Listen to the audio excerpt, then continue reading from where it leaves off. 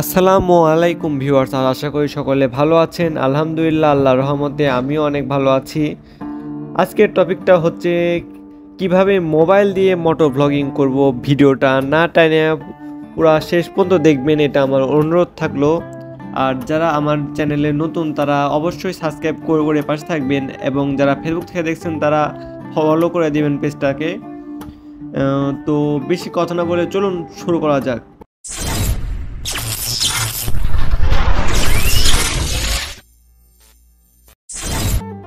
তো ভিউয়ার্স, আপনারা যে ভিডিওটা দেখতে পাচ্ছেন, আমি কিন্তু আমার মোবাইল ফোন দিয়ে এই ভিডিওটা করছি। অ্যান্ড আপনিও আপনার হাতে থাকা মোবাইল ফোনটা দিয়ে এমন স্মুথ ভিডিও করতে পারবেন। তো তাই জন্য আপনাদের কিছু এক্সেসরিজ প্রয়োজন হবে।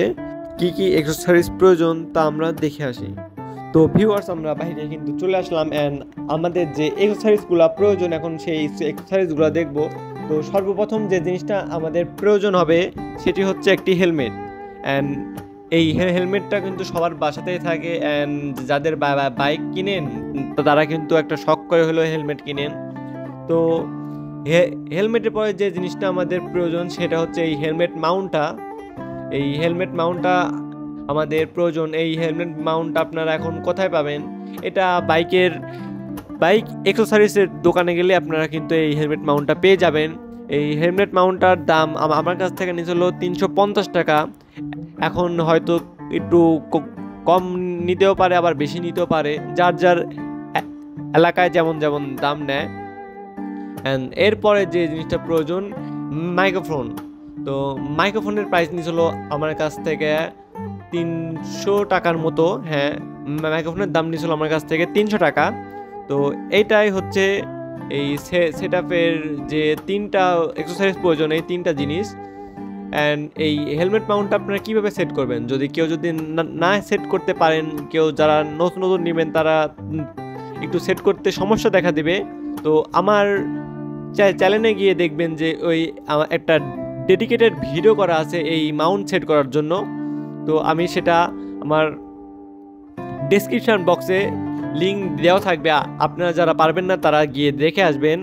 অ্যান্ড এটা হচ্ছে আমাদের ফাইনাল লুক। আপনারা একটা হেলমেট মাউন্ট সেট করার পরে যা যেমন লুক দিবে, এটা হচ্ছে তেমন লুক একটা। অ্যান্ড তো আপনাদের আমি দেখাই যে এটা ভিতর থেকে কেমন। এই যে ভিতর থেকে একবারে কিন্তু আপনারা কোনো দেখতে সমস্যা হবে না। আর এটা হচ্ছে সেট করার পরের যে ভিউ আছে সেটা।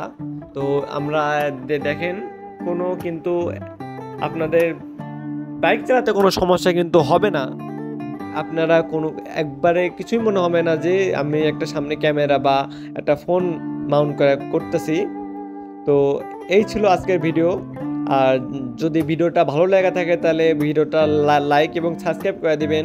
অ্যান্ড আপনাদের বন্ধুরা যারা মোটো ব্লগিং করতে আগ্রহ তাদের কাছে ভিডিওটা বেশি বেশি করে শেয়ার করবেন। তো আজকের জন্য এটুকুই। সবাই সুস্থ থাকবেন, ভালো থাকবেন। আল্লাহ হাফেজ।